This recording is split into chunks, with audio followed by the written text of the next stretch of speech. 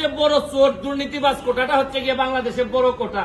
এই কোটার বিরুদ্ধে আন্দোলন করলে সব জিনিস সুবিধা আমরা পাইতাম।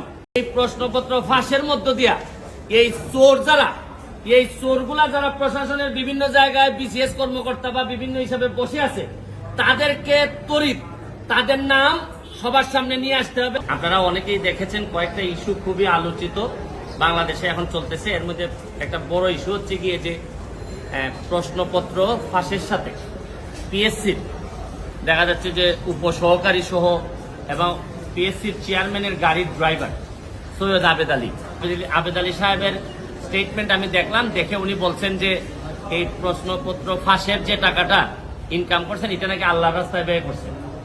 মানে এর চেয়ে দুঃখজনক আর এর চেয়ে এরকম দেশ আমি পৃথিবীর কোথাও দেখি নাই যে 2 নম্বরের টাকা উনি সগৌরবে বলছেন যে এটা উনি আল্লাহর রাস্তায় খরচ করছেন। এখানে পিএসসির চেয়ারম্যান সাহেবের ড্রাইভার উনি প্রশ্নপত্র ফাঁসের সাথে জড়িত, এর মধ্যে উপসহকারীও আছেন।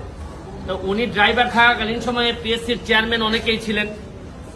এখন প্রশ্ন হচ্ছে গিয়ে যে পিএসসির চেয়ারম্যানরা যারা যারা ছিলেন তারা এই দায় এড়াইতে পারেন কিনা, তারা এটার সাথে যুক্ত ছিলেন কিনা।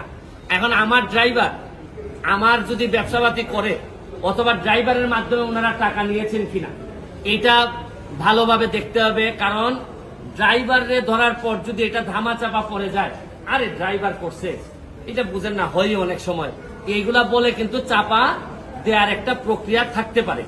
এই প্রশ্নপত্র ফাঁসের কারণে সেই 33তম বিসিএস থেকে 33তম বিসিএস থেকে 46 পর্যন্ত এই পর্যন্ত উনার মাধ্যমে অনেকেই সরকারি চাকরি পেয়েছেন, বিসিএস কর্মকর্তা হয়েছেন এই প্রশ্নপত্র ফাঁস করার মধ্য দিয়া। তাইলে উনি যেহেতু ধরা পড়েছেন, তাইলে এখন যারা তদন্ত করতেছেন তাদের মেইন কাজ হবে এই প্রশ্নপত্র ফাঁসের মধ্য দিয়া এই চোর যারা, এই চোরগুলা যারা প্রশাসনের বিভিন্ন জায়গায় বিসিএস কর্মকর্তা বা বিভিন্ন হিসাবে বসে আছে, তাদেরকে ত্বরিত তাদের নাম সবার সামনে নিয়ে আসতে হবে এবং এদের বিরুদ্ধে ব্যবস্থা গ্রহণ করতে হবে। আমিও তো বলি মাঝে মধ্যে অনেক সরকারি কর্মকর্তা, ইভেন ডিসি ধরেন অনেক বড় বড় কর্মকর্তা, এদের কথাবার্তা আমার শুনলে মনে হয় যে আরে এত ইনকম্পিটেন্ট একটা লোক ডিসি হয় কিভাবে, একটা ইনকম্পিটেন্ট একটা লোক ইয়নো হয় কিভাবে। আমি যখন দেখি তখন আমার হিসাব মিলে না। এখন আইসা ওই সৈয়দ আবেদ আলীর মাধ্যমে আমার কিছু হিসাব মিলতেছে। তাইলে এই চোরগুলা ওই বিভিন্ন ভাবে ছড়াই পড়ছে। শুনেন, যুদ্ধাপরাধী মানবতা বিরোধী অপরাধীরা যে যে জায়গায় থাকে আমরা খুঁজে বের করি, এদেরকে দায়িত্ব দেই না। এদের সেই এই চোরগুলা কি কোনো অংশে কম? তবে এখন আমার বক্তব্য হচ্ছে স্পষ্ট, এদের বিরুদ্ধে কারা কারা প্রশাসনে আছেন তাদেরকে বের করে তাদেরকে আইনের আওতায় নিয়ে আসা হবে, নাইলে এই দায় সারা জীবন বাংলাদেশের বয়ে বেড়াতে হবে।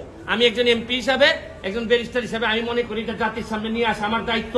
আপনাদের মাধ্যমে আমি এটা ছড়াই দিতে চাই এবং আমি দেখতে চাই যে কি ব্যবস্থা গ্রহণ করছেন।